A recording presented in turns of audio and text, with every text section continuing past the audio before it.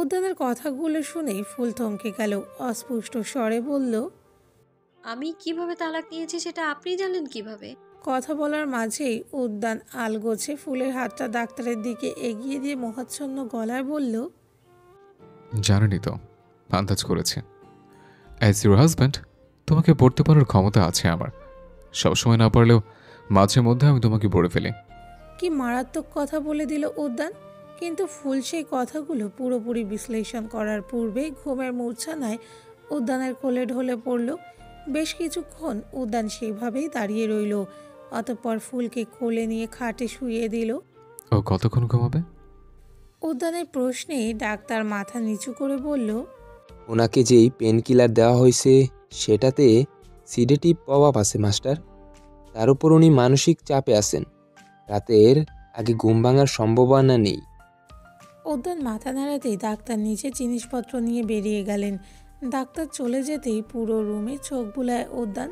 ঠিক 3 দিন পূর্বে কক্সবাজার যাওয়ার আগে এই পুরো রুমটাকে স্পেশালি ফুলের জন্য সাজিয়ে রেখে গিয়েছিল উদ্যান।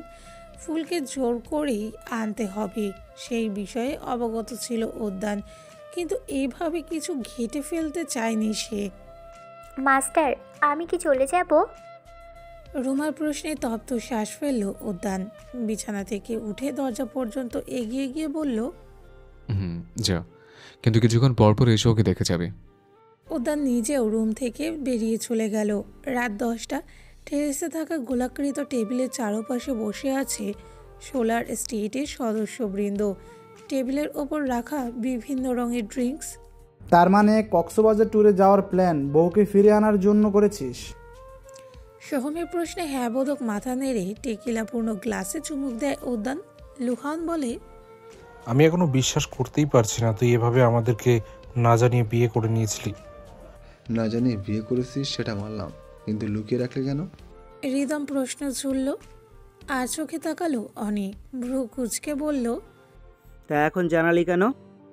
ভাবলেশীন গলায় উদ্যান বলল, বিয়েটা বড় কোনো বিষয় ছিল না, কিন্তু বর্তমানে বিয়েটাই সবচেয়ে বড় বিষয়ে পরিণত হয়েছে, তাই জানিয়ে দিলাম। কিন্তু মেয়েটাকে খুঁজে পেলে কিভাবে? অনেকক্ষণ চুপচাপ থাকার পর হৃদম জিজ্ঞাসা করল। হাতে থাকা গ্লাসটা তলা দিয়ে টেবিলের ওপর দুবার শব্দ করল উদ্যান। সঙ্গে সঙ্গে একজন সার্ভেন্ট বোতল থেকে গ্লাসে টেকিলা ঢেলে দিল। লোক ভাড়া করেছিলাম ওকে খোঁজার জন্য। আমাদেরকে বলতে পারতি, 7 দিনে খুঁজে বের করে দিতাম, 7 মাস লাগতো না। 2 আঙ্গুল দিয়ে কপাল চেপে ধরল উদ্যান। বিড়বিড় করে বলল, আমি ধীরে সুস্থ খুঁজেছি ওকে, তাড়াতাড়ি খুঁজে পেতে চাইনি। হৃদম জানতে চাইল, মেয়েটা বলেছিল ওনাকে 3 মাস আগেই তোকে ডিভোর্স দিয়ে দিয়েছে। এসব কেন বলেছিল? সত্যি তোকে ডিভোর্স দিয়ে দেয়নি তো? ওর মাথা ঠিক ছিল না, অতিরিক্ত ভয় পেয়ে উল্টোপাল্টা বলে ফেলেছে। কিছুক্ষণ সবাই মৌনতা পালন করলো। তারপর সোহম বলে উঠল, মেয়েটা কেমন যেন স্বামীকে রেখে অন্য ছেলের হাত ধরে পালিয়ে গিয়েছে। চার্লসের ঘটনার পর মেয়েটাকে আমি গ্রেসফুল ভেবেছিলাম। পুরোটা সময় নীরব থাকলেও মিলো এবার বলল, অন্য ছেলে নয়, আবেশ ফুলের মামাতো ভাই হয়। তাছাড়া তে ওর সাথে যেমন বিহেভ করেছে, পালিয়ে যাওয়াটাই স্বাভাবিক ছিল। মেলোর কথা শুনে লুহান স্তম্ভিত চোখে তাকায় ওর দিকে। মেলো ফুলের হয়ে কথা বলছে, তাহলে কি সে কোনোভাবে মেলো সম্পর্কে ভ্রান্ত ধারণা পুষে রেখেছিল এতদিন? কিন্তু সেটাই বা কিভাবে সম্ভব? চোখমুখ কুচকে সোহম বলল, দেহ বলেছে আবেশ নামের ছেলেটা ওর স্টেপ ব্রাদার, হাফ ব্রাদারও নয়। সো ছেলেটার সাথে সিনফুলের রক্তের কোনো সম্পর্ক নেই। আমার কেমন যেন গা গোলাচ্ছে। তোর গা গোলাচ্ছে কেন? বিয়ের আগে প্রেগনেন্ট হয়ে যাসনি তো? ডাক্তার ডেকে চেক আপ করাবো? উদ্যানের হটকারিতায় সবাই একসাথে তাকালো তার দিকে। অবশ্য খুব একটা অবাক হয়নি কেউ। উদ্যান প্রায়শই উদ্ভট কথা বলে ফেলে। দেহ প্লিজ এভাবে মান সম্মান লুটপাট করিস না। আমি বিয়ের পরে প্রেগনেন্ট হব না। আফটার অল আমি পুরুষ। সোহম অসহায় গলায় বলল। উদ্যান এবার বসা থেকে দাঁড়িয়ে পকেটে হাত গুজে বলল, এরপর থেকে মেয়েটাকে নিয়ে কিছু বলার আগে ভেবেচিন্তে বলবি। মেয়েটা আমার ওয়াইফ, সেটা ভুলে গেলে তোর কপালে দুঃখ আছে। আর রইল গা গোলানোর বিষয়টা, গা গোলানোর মতো কিছুই করেনি মেয়েটা। ফ্ল্যাটে ওদের রুম আলাদা ছিল, আর মেয়েটা নিজের ক্যারেক্টার সম্পর্কে বহু আগেই পরীক্ষা দিয়ে ফেলেছে। সে পরীক্ষার রেজাল্ট সবাই দেখেছিল নিশ্চয়ই। উদ্যানের কথায় সবাই সহমত প্রকাশ করলো। তারা দেখেছে ফ্ল্যাটে ফুল আর আবেশের আলাদা রুম ছিল। তার ওপর ফুলের ক্যারেক্টার সম্পর্কে তাদের চেয়ে ভালো আর কেই বা জানে। যেই মেয়েটা নিজের সম্মান রক্ষার্থে আত্মাহুতি দিতেও দুবার ভাবেনি, সেই মেয়েটার ক্যারেক্টার নিয়ে প্রশ্ন করার যোগ্যতা তাদের মধ্যে কারো আছে কি, যেখানে তাদের নিজেদেরই ক্যারেক্টারের ঠিক নেই। উদ্যান চলে যেতেই সোহম বলল, আমি রেসপেক্টফুল চরিত্র নিয়ে বিরূপ মন্তব্য করিনি। আমি জানি মেয়েটার চরিত্র কতটা উন্নত। আমি শুধু ওর আচরণেই অবাক হয়ে গিয়েছিলাম। আবেশ নামের ছেলেটার জন্য ওর কান্নাকাটি আমাকে হতবাক করে দিয়েছে। আমি ভেবেই পাচ্ছি না ও জেসে পড়ে মার খেতে গেল কেন। যেখানে দেহ ওকে মারতে চাচ্ছিল না, সেখানে ও ইচ্ছাকৃত মার খেয়েছে। How dreadful. কথাটা বলেই গ্লাসে থাকা সবটুকু ওয়াইন ঢকঢক করে গিলে ফেলল মেলো। লুহান পুরোটা সময় তার গতিবিধি পরখ করে যাচ্ছে। সোহমের কথার প্রত্যুত্তরে অনি বলে, আই থিঙ্ক ফুলবানু আবেশ নামের ছেলেটাকে ভালোবাসে। ওর আচরণ দেখে সেটাই মনে হচ্ছিল। অনির কথাটা যেন মুহূর্তেই চারিদিক স্তব্ধ করে দিল। সবার মুখাবয়ব বিবর্ণ হয়ে গেল। না, আমরা সেটা কিছুতেই হতে দেব না। বোকা ফুল যদি আবেশকে ভালোবেসেও থাকে, তবুও সে ভালোবাসা পরিণাম পাবে না। ওর জীবন শুধুমাত্র দেহ নামক সুতে বাঁধা থাকবে। দেহ ওকে নিজের স্ত্রী হিসেবে স্বীকৃতি দিলেও সেই স্বীকৃতি রক্ষা জীবনভর ওকেই করতে হবে। রিদমের কথায় বাকিদের মুখে অদ্ভুত এক উজ্জ্বলের প্রতিফলন ঘটল। সবাই যেন তার কথায় সম্মতি জানাচ্ছে। কিন্তু আমি এখনো বিশ্বাস করতে পারছি না যে আমাদের অ্যালার্জিওয়ালা মনস্টার বিয়ে করে ফেলেছে। শুধু বিয়ে করে থামেনি, একদম ওয়াইপ করে গলা শুকিয়ে ফেলেছে। লুহানের কথায় বিশেষ পাত্তা দিল না কেউ। এতক্ষণ যাবৎ দাঁতে দাঁত চেপে বসেছিল মেলো। নিজেকে স্বাভাবিক দেখানোর প্রয়াসে ফুলের হয়েও কথা বলেছে, কিন্তু আর সম্ভব নয় তার দ্বারা। এবার নিজের অনুভূতি আঁকড়ে কিছু সময় একান্তে কাটানো প্রয়োজন। ভাবনা অনুযায়ী উঠে দাঁড়ায় মেলো। আমি আজ ডিনার করবো না, তাই অকারণে ডাকবি না। Good night. মেলো চলে গেল। লোহান সন্দিহান চোখে তার যাওয়ার পানে তাকিয়ে থেকে অগোচরে দীর্ঘশ্বাস ফেলল। নিজের কক্ষে ঢুকে দরজা লক করে দিল উদ্যান। তারপর এগিয়ে গেল বাম দিকে থাকা নতুন রুমটার দিকে। দরজার চৌকাঠে পা রাখতেই থেমে যায় সে। পুরো রুমে চোখ বুলিয়েও কাঙ্ক্ষিত বস্তু খুঁজে পায় না। রুম থেকে বেরিয়ে এক এক করে সবগুলো রুমে খুঁজতে শুরু করে উদ্যান। মেইন ডোর বাইরে থেকে লক ছিল, যার মানে মেয়েটা এই কক্ষের বাইরে যায়নি, বরং এখানেই লুকিয়ে আছে। উদ্যান এবার নিজের ঘাড় চেপে ধরে ধীর পায়ে ক্লোজেটের দিকে এগোতে লাগলো। উদ্যানের রুমের সাথে লাগোয়া বিশালাকৃতির ওয়াক ইন ক্লোজেট রয়েছে। ক্লোজেটে ঢুকতেই উদ্যানের মনে হতে লাগলো সে যে মেয়েটার খোঁজে নেমেছে সেই মেয়েটা এখানেই আছে। উদ্যান এবার শীষ বাজাতে বাজাতে জুতোর সেলফের দিকে অগ্রসর হতে লাগলো। তন্মধ্যেই পোশাক সেলফের দিক থেকে কোনো কিছু পড়ার আওয়াজ ভেসে আসে। থেমে যায় উদ্যানের পা। ঘাড় বাঁকিয়ে শব্দ অনুসরণ করে সেদিকে তাকায়। সেখানে জড়সড় হয়ে বসে আছে ফুল। ফুলকে এভাবে বসে থাকতে দেখে উদ্যান এক দৃষ্টে তাকিয়ে গেয়ে ওঠে, দিন গেল তোমার পথ চাহিয়া, মন বন্ধু সখী গো তার লাগিয়া, সহে না যাত না তোমার আশায় বসিয়া। উদ্যান এবার এক পা দু পা ফুলের উদ্দেশ্যে হাঁটা ধরল। মনে না কিছুতে মন আমার যায় যে কাঁদিয়া, পুরি আমি আগুনে।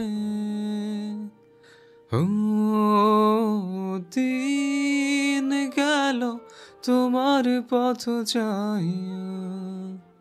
গানটা শুনে রীতিমতো ভরকে যায় ফুল। বিস্ফোরিত চোখে তাকায় উদ্যানের পানে। ততক্ষণে উদ্যান একদম কাছাকাছি চলে গেছে।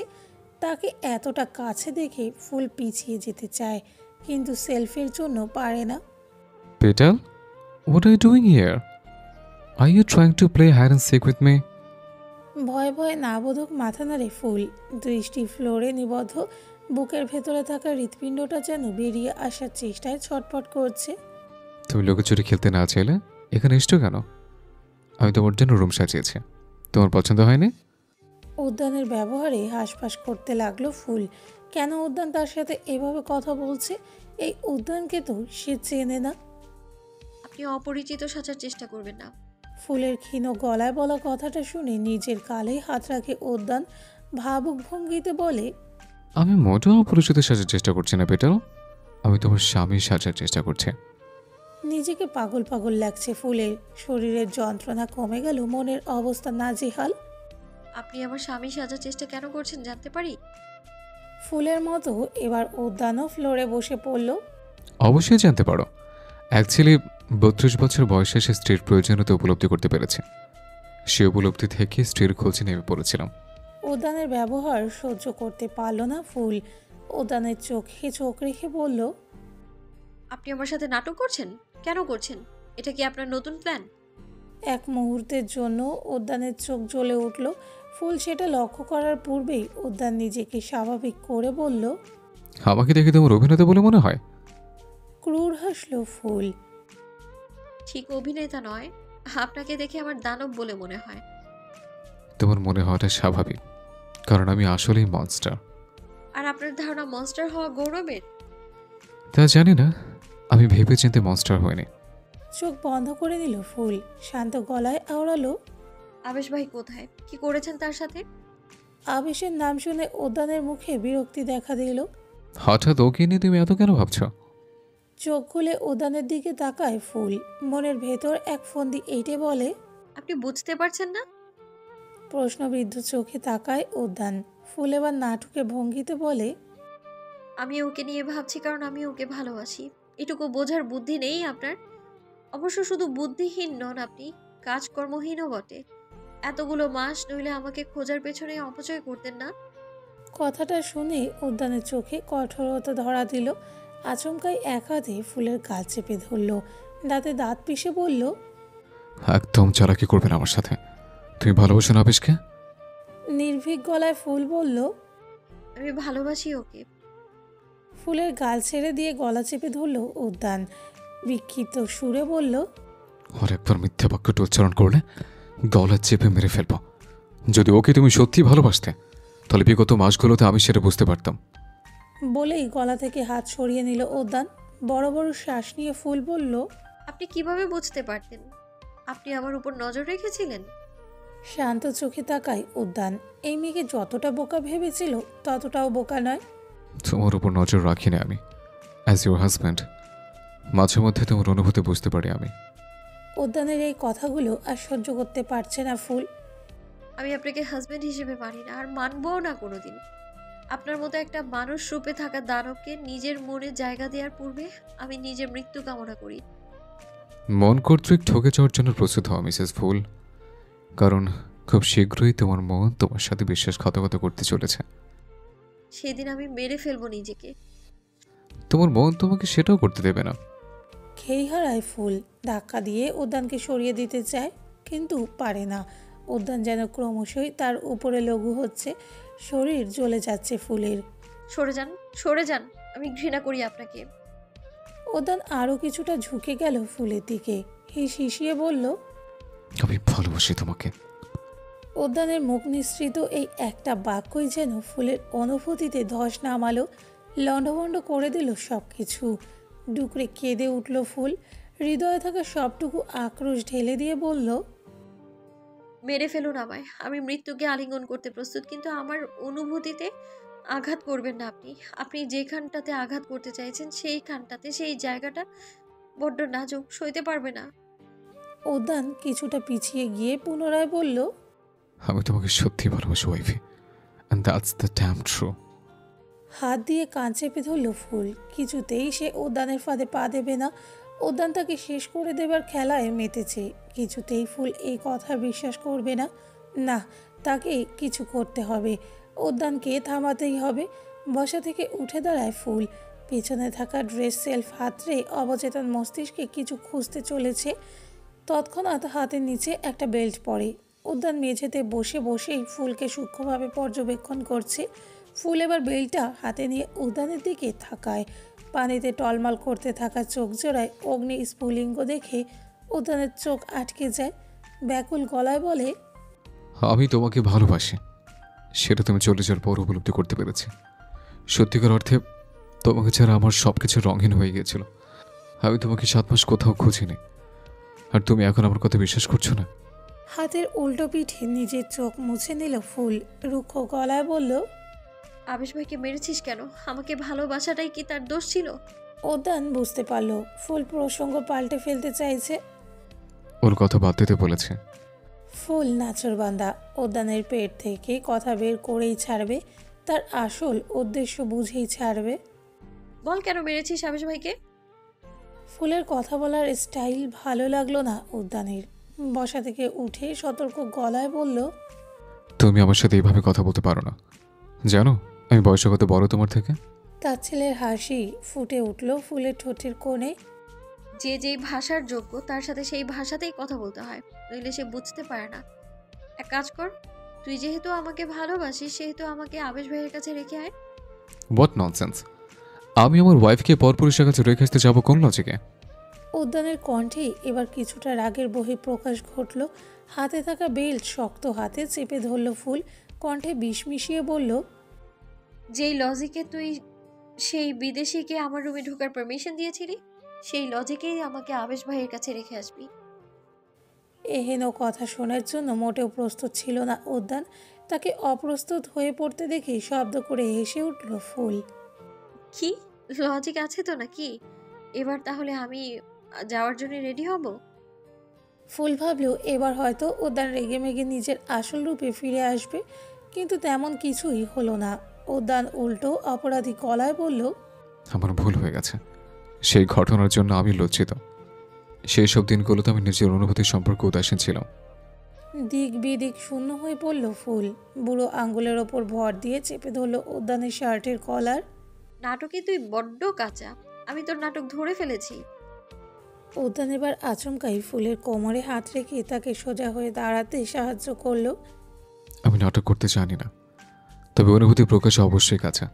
হার মানল না ফুল, কিছুতেই হার মানবে না সে। আমি থাকবো না তোর সাথে। যদি আমায় সত্যিকারে ভালোবেসে থাকিস তাহলে আবেশ ভাইয়ের কাছে রেখে আয়।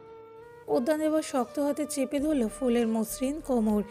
কঠোর গলায় বলল, যদি আমি বলি চার্লসের আর আবেশের উদ্দেশ্য এক ছিল, তারপরে কি তুমি আবেশের কাছে ফিরে যেতে চাইবে? বিস্ময়ে ফুলের চোখ বড় হয়ে গেল। উদ্যানের দৃষ্টি তখনও নিষ্প্রাণ। কয়েক মুহূর্ত চুপ থেকে নিজেকে সামলে নেয় ফুল। তুই বললেই আমি বিশ্বাস করে নেব, সেটা ভাবলি কি করে? I don't care. আমি তোমাকে আবেশ কেন কারো কাছে আর যেতে দিচ্ছি না। উদ্যানের গম্ভীর কণ্ঠ শুনে ফুলের শরীর কেঁপে উঠল। না না, কিছুতেই না। উদ্যানের পাতা ফাঁদে সে পা দেবে না। উদ্যানের থেকে ছোটার জন্য মোচড়ামুচড়ি করতে লাগলো ফুল। উদ্যান ছেড়ে দিতেই ফুল সেলফের সাথে ঠেস দিয়ে দাঁড়ায়। অজানা আশঙ্কায় গলা শুকিয়ে যাচ্ছে, হাত পা থরথর করে কাঁপছে। বুকে হাত গুটিয়ে সম্মুখে দাঁড়িয়ে আছে উদ্যান। তীক্ষ্ণ চোখে ফুলকে কুটিয়ে কুটিয়ে দেখছে। হাতে থাকা বেল্টের এক প্রান্ত ধরে চোখ বন্ধ করে একটা বড় শ্বাস নিল ফুল। পরপরই চোখ খুলে বেলটাকে ঘুরিয়ে উদ্যানের দিকে ছুঁড়ে মারতেই উদ্যান বাম হাতে বেলটাকে ধরে ফেলে। পাগল হয়ে গেছ? উদ্যানের মুখ ফসকে বেরিয়ে যায়। অট্টহাসিতে ফেটে পড়ে ফুল। অদ্ভুত এক উন্মাদনায় যেন নিজের মাঝেই নেই সে। Hurt him? Now I want to return the favor. জোরালো গলায় উদ্যান বলে ওঠে, so you want to punish me? Yes, let me punish you. বেল্টের অন্য প্রান্ত ছেড়ে দিল উদ্যান। হাঁটু মুড়ে বসে পড়ল সামনে। তার কাণ্ডে ফুলের প্রাণ যায় যায়, যদিও ফুল স্বীকার করে না এসব। নিজের অনুভূতিতে তো বহু আগেই লাগাম টেনেছে সে। আজ সেও দেখবে উদ্যান কতক্ষণ প্রিটেন্ড করতে পারে। বুক ভরে শ্বাস টেনে সবটুকু শক্তি প্রয়োগ করে উদ্যানকে প্রহার করল ফুল। চলকে উঠল হৃদয়, উদ্যানের নয় ফুলের হৃদয়। উদ্যান তখনও নিরুত্তর, যেন আঘাতটা ফুল তাকে করেনি, নিজেকে করেছে। না না, এসব সত্যি নয়। ফুল নিজেকে সামলে চোখ বন্ধ করে কল্পনায় উদ্যানের জায়গায় এক দানবকে বসালো। তারপর একাধারে প্রহার করতে শুরু করলো। উদ্যানের মাঝে প্রতিক্রিয়ার লেশমাত্র পরিলক্ষিত হয়নি। অগণতিবার বেল্টের নির্মম আঘাত গায়ে পড়ার পরেও সে ঠিক সেই ভঙ্গিতেই বসে আছে যে ভঙ্গিতে মিনিট কয়েক আগে বসেছিল। নড়াচড়ার নামগন্ধ নেই, যেন ব্যথা ওর শরীরের ভেতরেই ঢুকতে পারেনি। অন্যদিকে ফুলের ভারাক্রান্ত হৃদয় উদ্যানকে প্রহার করা থেকে ঠেকাতে না পেরে অভিমানে সংযোগ বিচ্ছিন্ন করার দ্বার প্রান্তে হাতে থাকা বেলটা তুলতেই পারছে না আর। আঙুল কাঁপছে, তালু ঘামছে, বাহুটা যেন হঠাৎ শক্তিহীন হয়ে গেছে, পাজরাও যেন শরীরের ভার বহনে অস্বীকার জানাচ্ছে। অভিমান, হতাশা, অপর অসহায়ত্ব একসঙ্গে তাকে ভাসিয়ে নিচ্ছে। উদ্যানের ঠিক সামনেই শক্তি ফুরিয়ে বসে পড়ে ফুল। চোখ দুটো ভারী, দৃষ্টি অস্পষ্ট, তবুও তার সামনে বসে থাকা পুরুষটির মুখে এক টুকরো নড়াচড়া নেই। যেন ফুলের প্রতিটি চেষ্টা, প্রতিটি প্রহার, প্রতিটি শব্দ তার কাছে অর্থহীন। নীরবতার গভীরতার অসহ্য হয়ে উঠতেই উদ্যান ধীরে ধীরে পকেট থেকে কনসোল বের করলো। এক ফোঁটা তাড়াহুড়া নেই, একটুও উদ্বেগ নেই, কেবল শীতল স্থির ভঙ্গি। নাদিয়ার পেজারে কল করে সে নিচু গলায় বলল, bring some soft drinks and water. সেই কণ্ঠেও যেন কোনো অনুভূতি নেই, যেন কিছুই ঘটেনি। উদ্যানের এইরূপ নিস্তব্ধতা ফুলের ভেতরটা ভেঙে চুরমার করে দিচ্ছে। উদ্যান কি এসব বুঝতে পারছে? তার হাতের উল্টো পিঠে কপালের ঘাম মুছে নেয় ফুল। সঙ্গে সঙ্গেই উদ্যান গম্ভীর গলায় বলে, হ্যাঁ Alex, set AC to 16 degrees. চমকিত নয়নে এদিক সেদিক তাকায় ফুল। বুঝে উঠতে পারল না উদ্যান কাকে কথাটা বলল। মুহূর্তেই রুম জুড়ে শীতল হাওয়া ছড়িয়ে পড়ে। ফুলের আর বুঝতে বাকি রইল না অ্যালেক্স উদ্যানের এসির নাম, মানুষের নয়। মাস্টার আপনি কোথায়? নাদিয়ার কণ্ঠ ভেসে আসতেই উদ্যান ছোট করে উচ্চারণ করে, হিয়ার ইন দ্য ক্লোজেট। বলে রাখা ভালো, উদ্যান কনসোল ব্যবহার করেও নিজের রুমে ডোর লক কিংবা আনলক করতে পারে। সেলফের সাথে ঠেস দিয়ে বসে আছে ফুল। বোঝার চেষ্টা করছে উদ্যান কি করতে চাইছে। নাদিয়া ট্রে ভর্তি বিভিন্ন সফট ড্রিঙ্কস, জুস আর পানি নিয়ে এসেছে। উদ্যানের অবস্থা দেখে রীতিমতো বাকরুদ্ধ হয়ে গেছে নাদিয়া। গ্রে রঙের সিল্কের শার্টে রক্তের দাগ স্পষ্ট, কিছু কিছু জায়গা ফেটে চামড়ার ক্ষত পরিলক্ষিত। কে এমন নির্মমভাবে আঘাত করেছে মনস্টারটাকে? কার এত বড় দুঃসাহস? জানের মায়া কি নেই তার? নাদিয়া, ওকে পানি খাওয়া, অনেক ক্লান্ত হয়ে গেছে।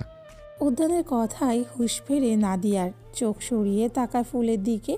মেয়েটা হাঁটুতে থুতনি ঠেকিয়ে মূর্তির মতো বসে আছে। দু হাতে জড়িয়ে ধরে রেখেছে নিজের হাঁটু। তার শরীরের কম্পন দৃশ্যমান। কাঁপছে নাদিয়াও। কাঁপা কাঁপা হাতে এক গ্লাস পানি ফুলের দিকে এগিয়ে দিতেই ফুলের শরীর জ্বলে উঠল। মনে হলো কাটা ঘায়ে কেউ নুন চেপে ধরেছে। নাদিয়ার হাতে থাকা গ্লাস ঝাড়া মেরে ফেলে দিল ফুল। এতক্ষণ যাবৎ মাথা নিচু করে বসে থাকলেও এইবার উদ্যান শান্ত চোখে তাকায়। ফুলের দিকে নয়, নাদিয়ার দিকে। নাদিয়া দুপা পিছিয়ে গিয়ে শুষ্ক ঢোক গিলে ফুলের উদ্দেশ্যে বলে, সরি। নাদিয়া জানে না কেন সে সরি বলেছে, এখানে তার ভুল কি ছিল, কিন্তু উদ্যানের দৃষ্টি তাকে এমনভাবে প্রভাবিত করেছে যে তার ঠোঁট স্বতঃস্ফূর্তভাবে সরি উচ্চারণ করেছে। উদ্যান রিয়াক্ট করতে যাবে, তার আগেই ফুল হামলে পড়ে ওর ওপর। কি হয়েছে আপনার? নাদিয়াপুর দিকে ওভাবে কেন তাকাচ্ছেন?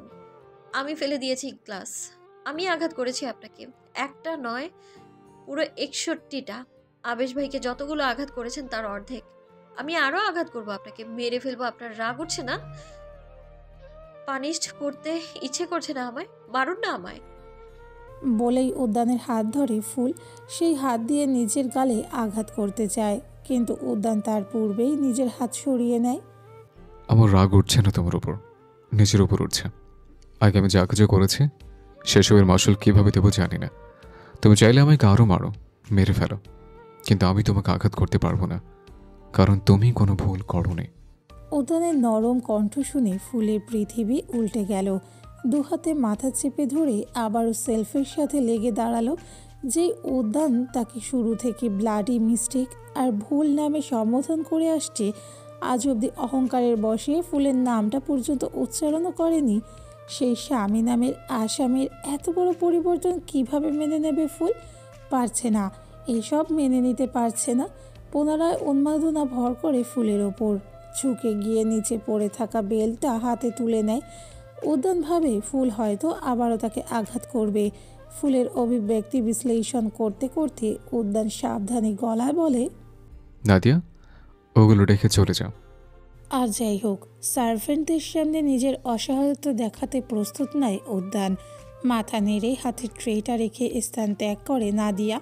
রুম থেকে বেরিয়ে স্বস্তির নিঃশ্বাস ফেলে আজকে উদ্যান যেভাবে তাকিয়েছিল, ছাড় পাওয়াটা কল্পনাতীত ছিল। এসবের মাঝে নাদিয়া সবচেয়ে বেশি অবাক হয়েছে উদ্যানের আচরণ দেখে। ফুল আঘাত করেছে উদ্যানকে, এও বিশ্বাসযোগ্য? মাথার মধ্যে চিন্তা ভাবনা সংঘর্ষ চলছে। তখনই নাদিয়ার চোখ যায় লুহানের রুমের দিকে। হাঁটার গতি কমে যায় নাদিয়ার। লক্ষ্য করে রুমা কাঁদতে কাঁদতে লুহানের রুম থেকে বেরিয়ে যাচ্ছে। শেষের কিছু কথা নাদিয়ার কানে আসে। ক্ষমা চাইলে সব সমাধান হয় না। আপনার জন্য আমার জীবন নষ্ট হয়ে গেছে, আমি ক্ষমা করব না আপনাকে। নাদিয়াকে দেখে চুপ হয়ে যায় রুমা। আলগোছে চোখ মুছে বলে, মেলো ম্যাম আর লুহান স্যার বাদে বাকিরা ডিনার করবে। ডিনার সার্ভ করতে চল। রুমার গোপনীয়তা রক্ষায় সাপোর্ট করে নাদিয়া। মাস্টার হয়তো ডিনার করবে না, ওনার ওয়াইফ হয়তো সুযোগ পেয়ে সব কিছুর প্রতিশোধ নিচ্ছে। অবশ্য নেবে নাই বা কেন? ওয়াইফ হওয়ার শর্তেও মাস্টার ওনাকে আমাদের সাথে রেখেছিল, সার্ভেন্ট হিসেবে পরিচয় করে দিয়েছিল। ফুলকে মাঝে মধ্যে কত ধমক দিয়েছি কাজের জন্য, মাস্টারকেই ছাড় দেয়নি। আমাদের কি করবে গড নোস। মৃদু হাসে রুমা। কিচেনের উদ্দেশ্যে রওনা দেয় দুজনেই। দেখলি নাদু, আমরা কিন্তু বেশ অনেকগুলো দিনই একসাথে ছিলাম, তবুও ফুল থুকো। এখন থেকে আর নাম ধরে ডাকা যাবে না, বুঝলি? মিস ট্রেসা। হ্যাঁ, মিস ট্রেসা এতদিন আমাদের সাথেই ছিল, তবু আমরা ঘুণাক্ষরেও টের পেলাম না যে সে আমাদের মাস্টারের ওয়াইফ। থমকে গেল নাদিয়া। মনে পড়ে গেল সে পরিচয় জানার পরেও ফুলের নাম ধরে ডেকেছিল। ইস, ফুল যদি সেসব মনে রেখে তাকে পানিশ করে। কি রে, কিছু বল। মৃদু ছন্দে শ্বাস ফেলে নাদিয়া। ভাবুক গলায় বলে, ওনার কথা বাদই দিলাম, আমরাও তো একে অপরের সাথে দীর্ঘদিন যাবৎ আছি, যেখানে আমরাই নিজেদের নামের বাইরে একজন আরেকজনের সম্পর্কে কিছুই জানি না। সেখানে ওনার ব্যাপারে জানতে না পারাটা তেমন আর কি। চুপ হয়ে গেল রুমা। নাদিয়াও আর ঘাটায় না। বাকিটা পথ নীরবতায় ভর করেই কেটে যাবে। কয়েক মুহূর্ত ঠায় দাঁড়িয়ে থেকে আবারও ফ্লোরে বসে পড়তে উদ্যত হয় উদ্যান। কিন্তু তার আগেই ফুল হাতে থাকা বেল্ট ঘুরিয়ে নিজের অর্ণবাহুতে আঘাত করে। ঠাস শব্দ কানে যেতেই চকিত নয়নে ফুলের দিকে তাকায় উদ্যান। বেল্টের নিদারুণ আঘাতে চোখ মুখ খিচে বন্ধ করে নেয় ফুল। নিজ হস্তে নিজেকে ততটা জোরে আঘাত করা না গেলেও ফুল ব্যথা পেয়েছে। ব্যাপারটা অনুমান করে আরও আহত হয় ফুল। এতক্ষণ যাবৎ শরীরের সব শক্তি খাটিয়ে উদ্যানের ওপর নির্যাতন করেছে। উদ্যান যেভাবে বসেছিল, ফুল ভেবেছিল উদ্যানের ব্যথা লাগছে না। এই বেল্টের আঘাত হয়তো রক্তকোষে আলোড়ন সৃষ্টি করে না, বিষিয়ে তোলে না আঘাতকৃত স্থানটি। কিন্তু হায়, সে কতটা ভুল ছিল। ফুল আবারও নিজেকে আঘাত করার জন্য বেলটা ঘোরাতেই উদ্যান শক্ত হাতে প্রতিরোধ করে। বেলটা টেনে নিয়ে ছুঁড়ে ফেলে দেয়। কাঁদতে কাঁদতে ফুলের নাকের পাটা লাল হয়ে গেছে। ফোলা ফোলা গাল আরও ফুলে গিয়ে মুখের আকার বিকৃতি হয়ে গেছে। বুকের ওপর থাকা ওড়নাটা ধীরে ধীরে কাঁধ থেকে নেমে বাহুতে এসে ঝুলে পড়েছে। উদ্যান সন্তর্পণে ফুলের ওড়না ঠিকঠাক করে দিয়ে রাশভারী কণ্ঠে আওড়ায়, কি হয়েছে? নিজেকে আঘাত কেন করছো? কিছুক্ষণের জন্য তোমাকে চালাক ভেবে নিয়েছিলাম, কিন্তু তুমি আবারও নিজেকে বোকা হিসেবে উপস্থাপন করলে। ফুলের পা জমে গেছে, সেই সাথে সব কিছু অর্থহীন লাগছে।